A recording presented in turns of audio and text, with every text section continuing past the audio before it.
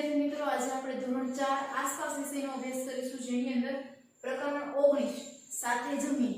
આ પાઠની અંદર આપણે તહેવારો વિશે અભ્યાસ કરવાનો છે.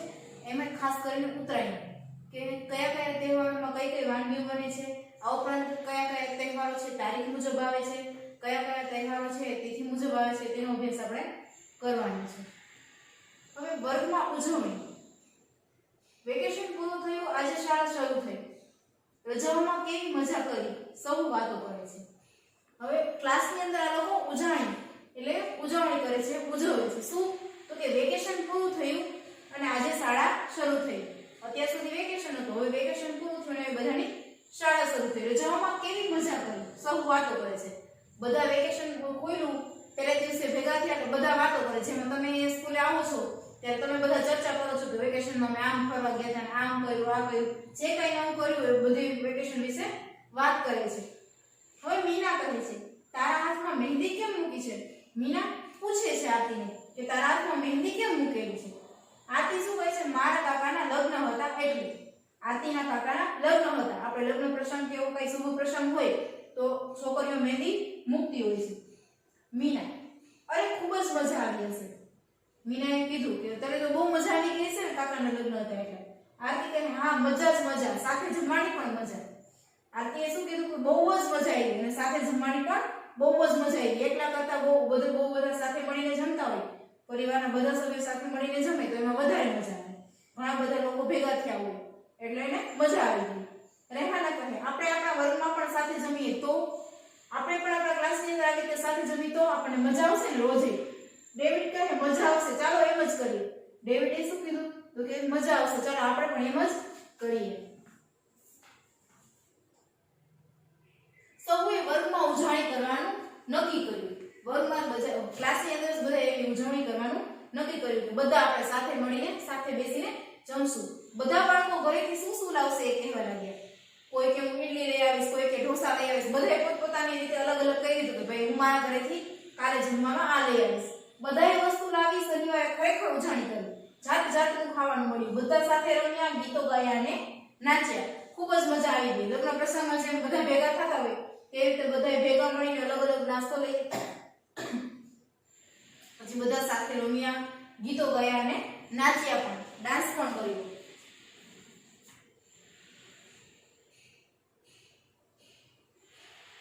પછી તમારી નોટબુકમાં લખો,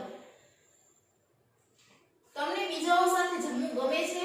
તો કે હા, મને બીજાઓ સાથે જમવું ગમે છે. પછી કયા પ્રસંગમાં તમે તમારા મિત્રો સાથે જમો છો? તો કે આપણા બર્થડે ની પાર્ટી હોય ત્યારે આપણે મિત્રો સાથે જમતા હોય. આપણો બર્થડે હોય તો આપણા ફ્રેન્ડનો બર્થડે હોય ત્યારે, તહેવારોમાં, પછી ક્યાંય પ્રવાસમાં ગયા હોય તો ત્યારે આપણને સાથે જમવા મળે. શાળામાં ભણતા હોય તો રિસર્ચનો સમય હોય ત્યારે તમે તેની સાથે બેસીને જમતા હોવ છો. અને લગ્ન પ્રસંગમાં પણ સાથે બેસીને જમવા મળતું. પછી તમે તમારા વર્ગમાં ક્યારે ઉજવણી કરી છે? ક્યારે તમે ઉજવણી કઈ રીતે કરી? હવે તમારા ક્લાસની અંદર તમે ક્યારે આવી રીતે ઉજવણી કરી છે? ક્યારે અને કેવી રીતે કરી હતી?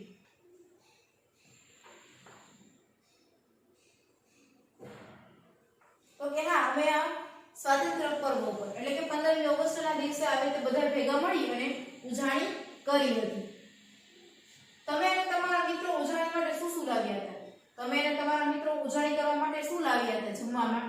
તો કે હું અને મારા મિત્રો બધા અલગ અલગ વસ્તુ, કોઈ થેપલા, કોઈ પૂરી, કોઈ ઊંધિયું, કોઈ લાડવા, કોઈ બુંદી, દરેક વ્યક્તિ છે અલગ અલગ વસ્તુ લાવ્યા હતા. તમે બધા શું જમ્યા હતા? તો કે અમે દરેક મિત્રો છે જે વસ્તુ લાવ્યા હતા બધા એ વસ્તુ જમ્યા. તમે તમારી ઉજવણી માટે કોને આમંત્રણ આપ્યું? હવે તમે આવી ઉજવણી કરવાનો છો તો તમે બીજા મિત્રોને પણ કીધું તો હશે ને તમારે? તો કોને કીધું?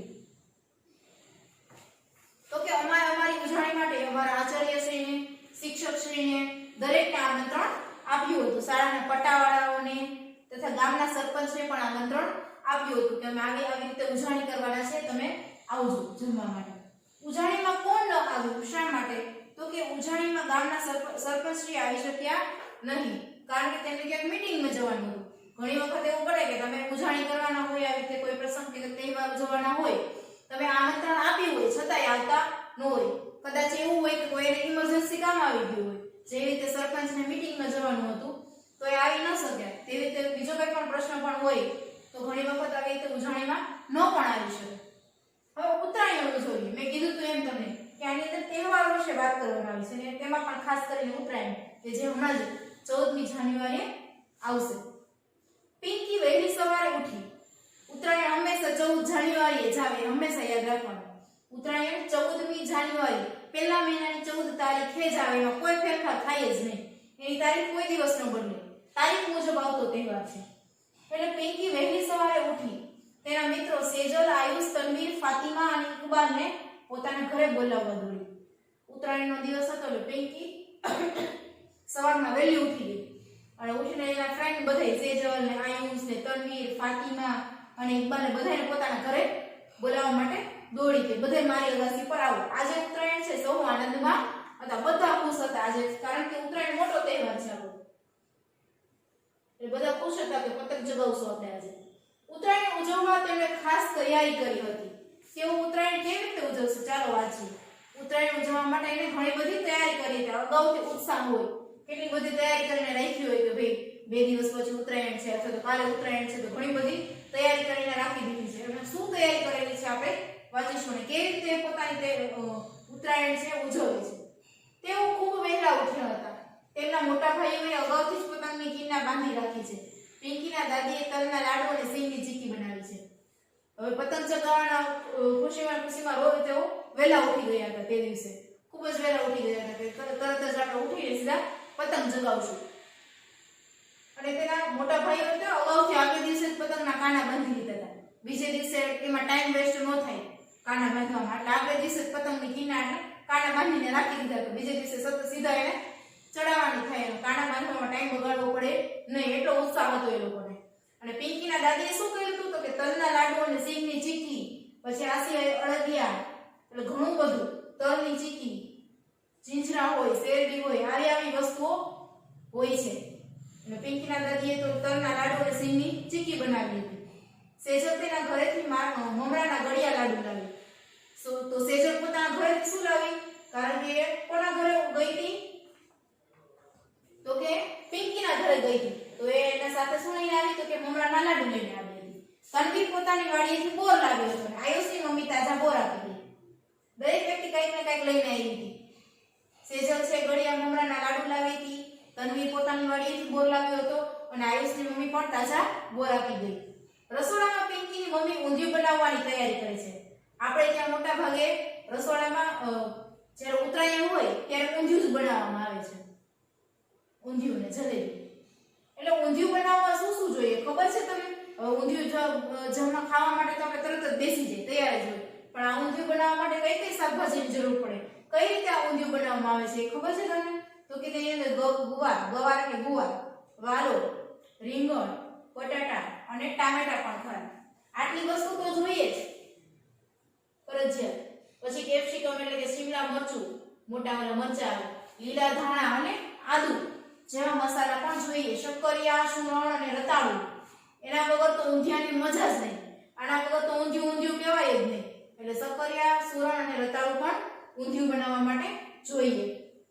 મમ્મીએ મેથીની ભાજીના વડા પણ તેમાં ઉમેર્યા, જેને આપણે મેથીની ગોળી કહીએ, એ પણ ઉમેર્યા. ઇકબાલ તો આટલું બધું જોઈ અચરજ પામ્યો. ઇકબાલ તો મુસ્લિમ હતો એટલે એ તો આમ જોઈને આશ્ચર્યચકિત થઈ ગયું. ઓહો, આટલી બધી વસ્તુઓ છે ઊંધિયું બનાવવામાં, આવી રીતે ઊંધિયું બનાવવામાં આવે. દાદીમાં ગરમા ગરમ જલેબી ઉતારતા હતા. સૌએ ખાવાનું શરૂ કર્યું. દાદીમાં શું બનાવતા હતા? જલેબી બનાવતા હતા. એટલે ગરમ જેવી જલેબી ઉતારતા એવું બધાએ ખાવાનું શરૂ કરી દીધું. સૌ હવે પતંગ ચગાવવા અવશ્ય ગયા.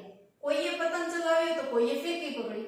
જલેબી ખાઈને બધા ક્યાં ગયા તો કે અગાસી ઉપર પતંગ ચગાવવા માટે. કોઈ પતંગ ચગાવતું હતું તો કોઈ ફીરકી પકડતું હતું. એક આપ્યો, એ ગયો, એવી બૂમો પાડતા ગીતો પણ જાય. એક આપ્યો છે, એક ગયો, કાપ્યો છે, આવે તે બોલતા હોય. અને હમણાં પાછું ટૂંક સમયમાં તમને આ સાંભળવા મળશે. આવી બૂમો પાડતા હોય અને ગીતો પણ વાગતા હોય ઘણી જગ્યાએ અને ગાતા પણ હોય. આખો દિવસ સૂરજના તડકામાં રહ્યા. ઉત્તરાયણની ખૂબ મજા કરી. તડકો હતો છતાંય કોઈને તડકો ન લાગ્યો, તોય બધાએ પતંગ ચગાવવાની ખૂબ જ મજા કરી. ચાલો વાત કરીએ ઉત્તરાયણ ક્યારે ઉજવવામાં આવે છે. તો ઉત્તરાયણ 14મી જાન્યુઆરીએ ઉજવવામાં આવે છે. બધા જ ધર્મના લોકો ઉત્તરાયણ ઉજવે છે તે તમે જાણો? તો કે હા, બધા જ ધર્મના લોકો ઉત્તરાયણ ઉજવે છે. પછી ચીકી અને તલના લાડુ કેવી રીતે બને છે? તો કે ચીકી વિવિધ વસ્તુઓમાંથી બનાવવામાં આવે. સિંગની ચીકી હોય, તલની ચીકી હોય. પછી આ ચીકી બનાવવા માટે રાજગરાની ચીકી હોય, માવાની ચીકી હોય. અને આ બધી ચીકી બનાવવા માટે શેનો ઉપયોગ થાય? તો કે ગોળનો ઉપયોગ થાય. સિંગની ચીકી બનાવવા માટે સિંગનો ઉપયોગ થાય. તલની ચીકી બનાવવા માટે તલનો ઉપયોગ થાય. રાજગરાની ચીકી બનાવવી હોય તો એમાં રાજગરાનો ઉપયોગ થાય. એટલે ગરમ ગોળ અને થોડા પાણીને ગરમ કરવામાં આવે છે. પછી એમાં સિંગ નાખી દેવામાં આવે. સિંગની ચીકી બનાવવી હોય તો, તલની ચીકી બનાવવી હોય તો એમાં તલ નાખવામાં આવે. ઘણી વખત તલ અને સિંગની મિક્સ ચીકી પણ બનાવે છે. એટલે અને પછી એને સારી રીતે હલાવવામાં આવે, ઘટ્ટ બનાવવામાં આવે. પછી એક જગ્યાએ નીચે છે કઈ ઘી જેવું લગાવવામાં આવે અને પછી એને પાથરવામાં આવે. જે તમે મિશ્રણ બનાવ્યું હોય, દાખલા તરીકે સિંગની ચીકી બનાવી હોય તો ગોળ અને તમારે ઓગાળી ગોળ અને થોડું અમથું પાણી, ગોળ અને પાણીને ગરમ કરવામાં આવે. ગોળ એમાં ઓગળી જાય તો તમારે એમાં શું નાખવાનું હોય? સિંગની ચીકી બનાવી હોય તો સિંગ નાખવાનું. પછી એને ઘટ્ટ કરવાનું. ઘટ્ટ થઈ જાય એટલે નીચે ને જે તો તમારી પાસે વાસણ હોય તો એમાં નાખવાનું, નહીં તો જમીન ઉપર નાખો તો પણ ચાલે. એને પાથરવાનું વ્યવસ્થિત. પછી એના ચોરસ ટુકડા કરવાના અને ઠંડુ કરવામાં આવે છે. એટલે આવી રીતે ચીકી તૈયાર થાય છે. પછી તલના લાડુ બનાવવા માટે તો કે તલને શેકવામાં આવે. પછી ગોળમાં થોડું ઘી ઉમેરવામાં આવે છે અને ગોળ પ્રવાહી બને છે તે પછી તેમાં શેકેલા તલ નાખવામાં આવે છે. તલ છે એ પહેલા શેકી નાખવાના. એટલે શેકેલા તલ નાખીને તેને હલાવવાનું. મિશ્રણ થઈ જાય વ્યવસ્થિત પછી એની ગોળ ગોળ લાડોડી બનાવતું જવાનું. પછી તમારા ઘરે ઊંધિયું ઘરે બનાવો છો કે બહારથી લાવો છો? તો કે મોટા ભાગે આપણી ઘરે ઊંધિયું ઘરે જ બનાવવામાં આવતું હોય છે. અમુક લોકો એવા હોય કે સમય ન હોય તો એ લોકો બહારથી પણ લઈ આવે. પછી ઊંધિયું બનાવવા અગાઉથી શું શું તૈયારી કરવી પડે છે? તો કે ઊંધિયું બનાવવા માટે અગાઉથી શું કરવાનું? તો કે એક દિવસ અગાઉ બધી શાકભાજી લઈને રાખવી પડે. ઉત્તરાયણના દિવસે, તહેવારના દિવસે તો કોઈ લેવાનું છે એટલે આગલા દિવસે જ ઊંધિયું બનાવવા માટે જે કઈ શાકભાજીની જરૂર હોય એ બજારમાંથી લઈને રાખવી પડે. પછી અમુક શાકભાજીના દાણાની જરૂર પડે. વટાણા છે, પછી તુવેર છે, તો એ બધું ફોલીને રાખી દેવામાં આવે છે દાણા કાઢીને. એટલે બીજે દિવસે એવું બધું કઈ કરવાની જરૂર પડે નહીં. અમુક લોકો તો સુધારીને પણ રાખી દે ફ્રીજમાં, જેથી બીજે દિવસે કઈ કરવાનું ન થાય, ફક્ત વઘાર જ કરવો પડે અને ગોળી બનાવવાની. પછી શોધી કાઢો અને કહો ગામમાં કેટલા લોકોએ ઉત્તરાયણના દિવસે ઊંધિયું બનાવ્યું હશે? અનુમાન કરો. મોટા ભાગના લોકો ગામમાં ઉત્તરાયણના દિવસે ઊંધિયું બનાવે છે. તમે રાત્રે પણ ઉત્તરાયણ ઉજવાતી જોઈ છે? તમને તે પસંદ આવી? હવે તમને ખબર છે રાત્રે પણ આપણે ઉત્તરાયણ ઉજવીએ છીએ.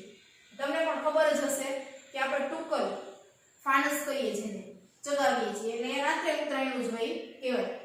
તમારા મિત્રો કયા કયા તહેવાર ઉજવે છે? જો તમારા મિત્રો આપણી જેમ હિન્દુ હોય તો આ બધા તહેવારો ઉજવતા હોય છે, બરોબર? પણ મુસ્લિમ હોય તો એના અલગ અલગ તહેવારો હોય. કોઈ મુસ્લિમ હોય તો એ ઈદ ઉજવે. દરેક વ્યક્તિના જે તહેવાર હોય, ખ્રિસ્તી હોય તો એ નાતાલ ઉજવે. એટલે દરેકના પોતાના તહેવાર હોય છે. તે દિવસે તેઓ શું જમે છે? તહેવારના દિવસે પોતાના તહેવાર હોય તો એ દિવસે એ લોકો શું જમે છે?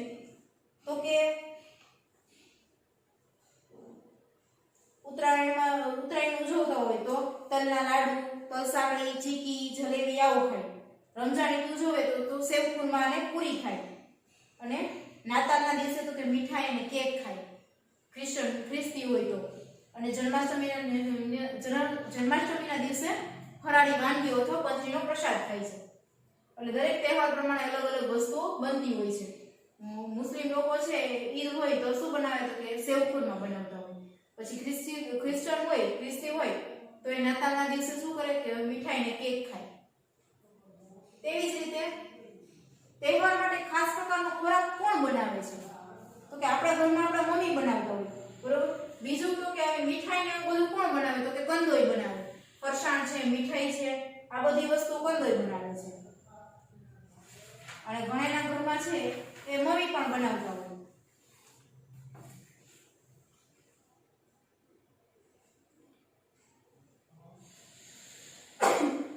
પછી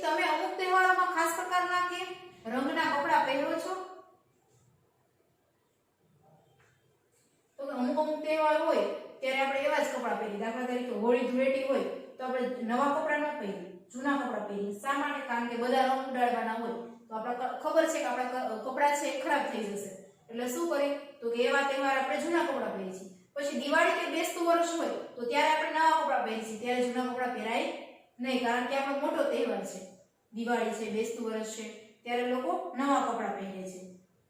અને હોળી ધૂળેટી હોય ત્યારે મોટા ભાગે વ્હાઈટ રંગના, સફેદ રંગના કપડાં પહેરે છે. પછી ઉત્તરાયણ બીજા કયા નામથી ઓળખાય છે? તો કે ઉત્તરાયણને બીજા મકર સંક્રાંતિના નામથી ઓળખવામાં આવે છે.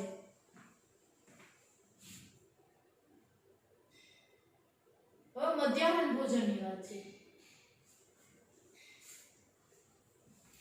બપોરનો 1:30 વાગ્યો છે, મેદાનમાંથી રસોઈની સુગંધ આવે છે, પેટમાં ગુડગુડ થાય છે, ભૂખને કારણે ભણવામાં પણ ધ્યાન નથી. બપોરનો 1:30 વાગ્યો હોય એટલે આપણે સમજી શકીએ કે ભૂખ લાગે છે. મોટા ભાગે તો 12 વાગે જ લાગી ગઈ, પણ નાના બાળકોને તો 1:30 વાગે તો ખૂબ જ ભૂખ લાગવાની છે. એટલે એને ખૂબ જ ભૂખ લાગી છે અને મેદાનમાંથી રસોઈની સુગંધ આવે છે. સરકારી શાળા હોય ને ત્યાં મધ્યાહન ભોજન આપવામાં આવતું હોય, કારણ કે સરકારી શાળામાં જે બાળકો ભણતા હોય તેના વાલી એટલા કેપેબલ ન હોય કે વધારે ફીનો ખર્ચો કરી શકે અથવા તો એના બાળકના વિકાસ માટે વધારે એને સારું ખવડાવી શકે. એટલા માટે સરકારે એવી વ્યવસ્થા કરી કે સરકારી શાળામાં ભણતા બાળકોનો વિકાસ થાય, શારીરિક અને માનસિક વિકાસ થાય. એટલા માટે એને અહીં જ ભોજન આપવામાં આવશે, જેને મધ્યાહન ભોજન કહેવાય, જે સરકારી શાળા તરફથી જ આપવામાં આવે છે. એટલે મેદાનમાં રસોઈની સુગંધ આવે છે ને ભૂખ લાગી છે એટલે ભણવામાં પણ મન લાગતું નથી. ટન ટન ટન ઘંટ વાગ્યો, બધા બાળકો હાથ ધોવા દોડ્યા. જેવો બેલ પડ્યો જમવાનો એટલે બધાય હાથ ધોવા માટે દોડ્યા. હાથ ધોયા પછી અમે હરોળમાં જમવા બેઠા. શાળામાંથી જ દરેકને થાળી અપાઈ. હાથ ધોયા પછી શું થયું? હરોળમાં લાઈનમાં જમવા બેસી ગયા અને દરેકને જમવા માટે થાળી અપાઈ. જમતા પહેલા અમે બધાએ સાથે ગાયું, સાથે રમીએ, સાથે જમીએ, સાથે કરીએ સારા કામ, કાયમ રહેજો આપણી સાથે, ગટગટ વસતા શ્રી ભગવાન. આવું બધા ગીત ગાયા પછી સાથે જમવાની શરૂઆત કરે છે. એક સાથે એક લાઈનમાં જે લોકો જમવા બેસે અને આવું ગીત ગાય કે સાથે રમશું, સાથે જમી અને સારા કામ કરીશું. આજે જમવામાં ચણા ચાટ, થેપલા અને સૂકી ભાજી છે. આજે જમવામાં શું છે આજનો મેનુ? તો કે ચણા ચાટ, સૂકી ભાજી અને થેપલા. ગઈકાલે અમે સુખડી અને વેજીટેબલ ખીચડી જમ્યા હતા. શાળાના રસોડાની બહાર રોજના ભોજનની યાદી મૂકેલી છે. શાળાના રસોડાની બહાર ભોજનની યાદી મૂકેલી છે કે સોમવારે આ બનશે, મંગળવારે આ હશે, બુધવારે આ હશે. એટલે આજે શું હતું? તો કે ચણા ચાટ હતા, થેપલા હતા અને સૂકી ભાજી હતી. અને આગલે દિવસે એ લોકો શું જમ્યા હતા? તો કે સુખડી અને વેજીટેબલ ખીચડી. બહુ મોટા ભાગના જાજા પડતા વેજીટેબલ નાખીને બનાવેલી ખીચડી અને વેજીટેબલ ખીચડી કહેવાય. વેજીટેબલ એટલે શાકભાજી. શાળાના રસોડાની બહાર રોજના ભોજનની યાદી મૂકેલી છે. તે અમને અઠવાડિયાના જુદા જુદા દિવસે શું મળશે તે બતાવે છે. એ ટાઈમ ટેબલ પરથી એને ખબર પડી જાય કે ભાઈ આજે સોમવાર છે તો આજે શું આપણને જમવાનું મળશે, મંગળવાર છે તો આજે આપણને શું જમવાનું મળશે. એવી યાદી એને બહાર રસોડાની બહાર મૂકેલી છે.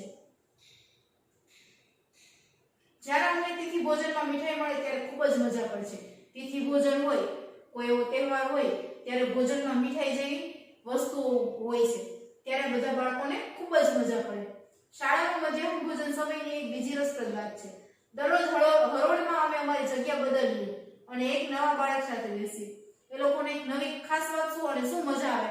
આપણે તો અહીંયા જમવા માટે, નાસ્તો કરવા માટે જગ્યા ફિક્સ હોય, લડતા ઝઘડતા હોય, તારી જગ્યા અહીંયા છે, મારી જગ્યા અહીંયા છે, આમ છે તેમ છે ને.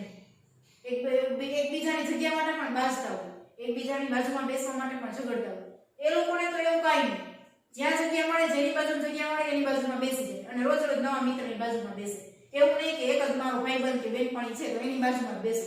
ગમે તેની બાજુમાં જગ્યા મળે એની બાજુમાં બેસી નાસ્તો કરી લેવાનો. એ લોકો એવું કરે છે, જે એનામાંથી આપણે શીખવા જેવું છે. રોજ એક નવા બાળક સાથે એને મળવા મળે છે.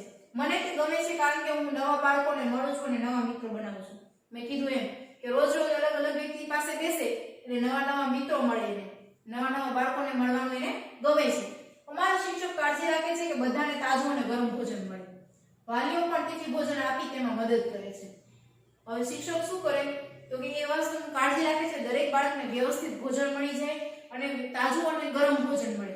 કોઈ બાળક ભૂખ્યું ન જાય તેનું ધ્યાન રાખે છે અને વાલીઓ પણ શું કરે છે, કઈ રીતે મદદ કરે તો કોઈની તિથિ હોય, આપણે દાખલા તરીકે શાદ ને એવું ઉજવતા હોય, કોઈની તિથિ હોય, કોઈ ગુજરી ગયા હોય ને એની તિથિ હોય તો ચોકલેટ ને એવું વેચે, ઘણા તો જમાડે પણ ખરી, બરોબર. તો આવી રીતે વાલીઓ પણ, ગામના લોકો છે, વાલીઓ છે, બાળકોને અહીંયા શાળામાં જમાડતા હોય છે અને ત્યારે બાળકોને ઘણું નવું નવું પણ જમવા મળતું હોય એટલે બાળકોને ખૂબ જ મજા આવે છે. વાલીઓ પણ આવી રીતે મદદ કરે છે.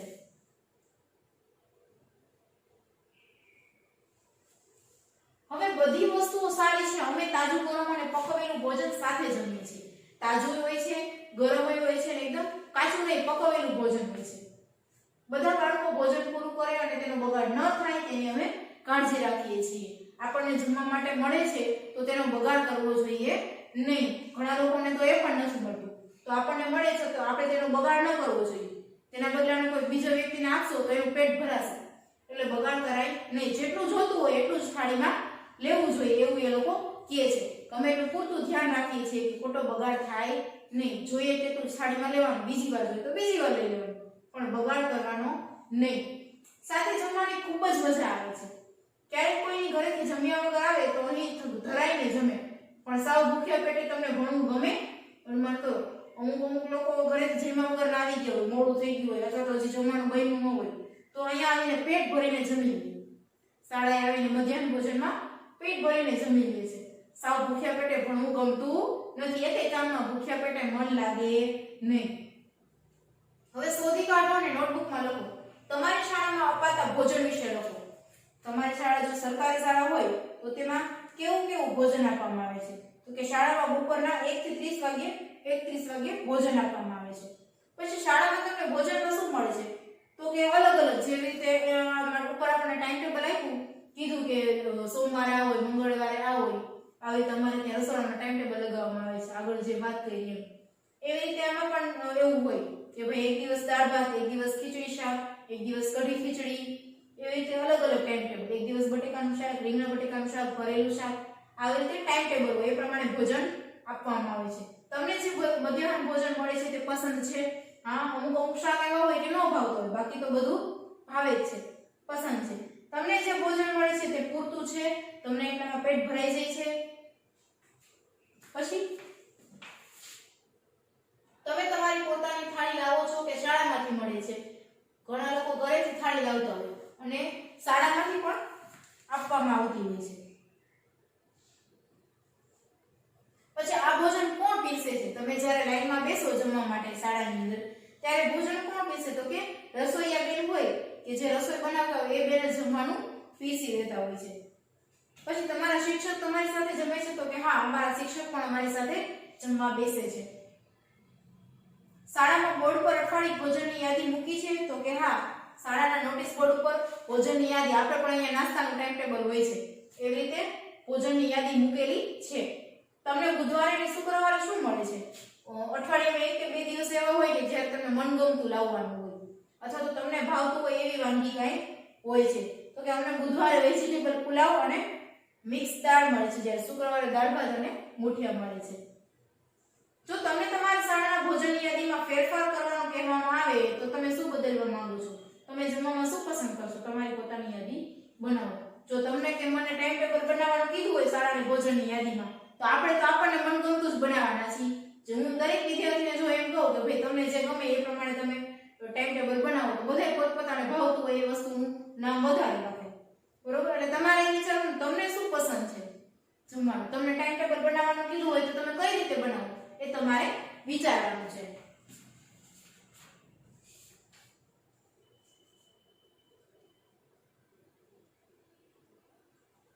પછી દિવસ અને ભોજન. સોમવારે શું ભોજન હોય, મંગળવારે શું ભોજન હોય એ તમારે લખવાનું છે.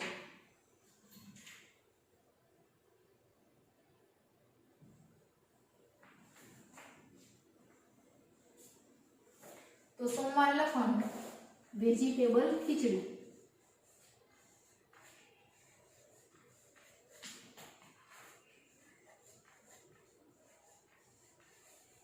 પછી બુધવારે શું હશે? તો કે પુલાવ.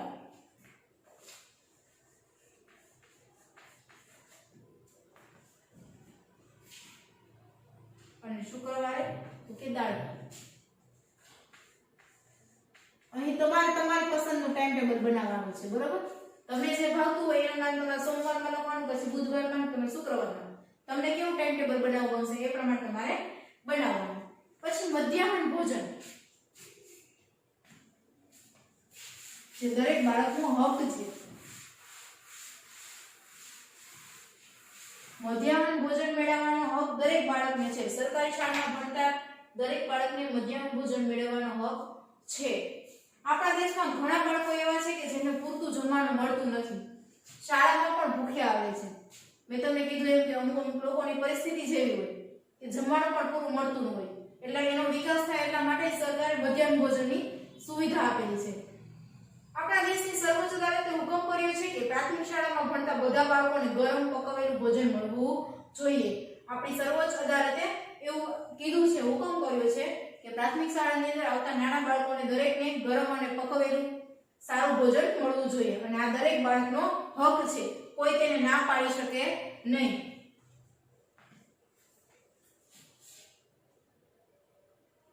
તો આ સાથે જ આપણે અહીં પાઠ પ્રકરણ 19